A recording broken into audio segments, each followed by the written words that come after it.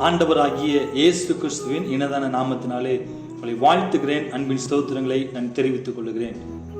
வெளிப்படுத்தல் 3வது அதிகாரம் 5வது வசனத்திலே ஜெயம் கொள்ளுகிறவர்களை குறித்து சொல்லப்பட்டிருக்கிறது. ஜெயம் கொள்ளுகிறவனுக்கு என்னென்ன ஆசீர்வாதங்கள் கிடைக்கும் என்பதை குறித்தும் ஆண்டவர் அங்கே வெளிப்படுத்தி இருக்கிறார். இந்த உலகத்திலே நம்ம ஜெயம் எடுப்பது என்பது கொஞ்சம் கஷ்டமான காரியம்தான். ஏன்னா ஒரு பக்கம் பிசாசு நமக்கு எதிராக எழுப்பி போராடுவான், ஒரு பக்கம் மனிதர்கள் நமக்கு விரோதமாக போராடுவார்கள். இவங்களை எல்லாவற்றையும் தாண்டி நம்ம ஜெயம் எடுப்பது என்பது சற்று கடினமான ஒரு காரியமே. ஆனால் ஆண்டவராகி இயேசு கிறிஸ்து நம்மோடு இருக்கும் பட்சத்துல நம்ம ஈஸியா இதெல்லாம் தாண்டி வர முடியும். நீங்களும் நானும் ஜெயம் கொள்ளுகிறவர்களாக மாற வேண்டும் என்பது தேவனுடைய அநாதி திட்டம். ஜெயம் கொள்ளுகிறவர்களுக்கு என்ன ஆசீர்வாதம் கிடைக்கும் என்பதையும் இந்த இடத்துல அவர் சொல்லியிருக்கிறார்.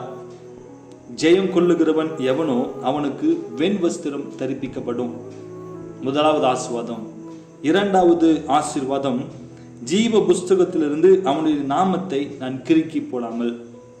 மூன்றாவது ஆசீர்வாதம், என் பிதா முன்பாகவும் அவருடைய தூதர் முன்பாகவும் அவன் நாமத்தை அறிக்கையிடுவேன்.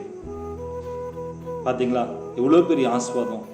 நமக்கு வெண் வஸ்திரம் எங்கே தரிப்பிக்கப்படும் என்று சொன்னால் பரலோகத்திலே. அப்படி என்று சொன்னால் அந்த பரலோக பாக்கியத்தை கர்த்தர் நமக்கு கொடுப்பார்.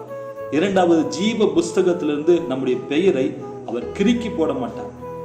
இன்றைக்கு கிறிஸ்துவ நம்ம இருந்தா போதாது, அந்த ஜீவ புஸ்தகத்தில் நம்முடைய பெயர் இடம்பெற வேண்டும். மூன்றாவது, பிதா முன்பாகவும் தூதர் அனைவருக்கு முன்பாகவும் நம்முடைய நாமத்தை அவர் அறிக்கை பண்ணுவார் என்று வேதத்தில் வாசிக்கிறோம். ஆண்டவரே நம்மை குறித்து இங்கே அறிக்கை செய்கிறதான். இதை காட்டிலும் வேற என்ன ஆசீர்வாதம் நமக்கு வேணும்? ஆகவே இன்றையிலிருந்து ஜெயம் கொள்ளுகிறவர்களாக மாறுவோம். ஆண்டவர் கொடுக்கிற ஆசீர்வாதத்தை பெற்றுக்கொள்வோம். ஆமென்.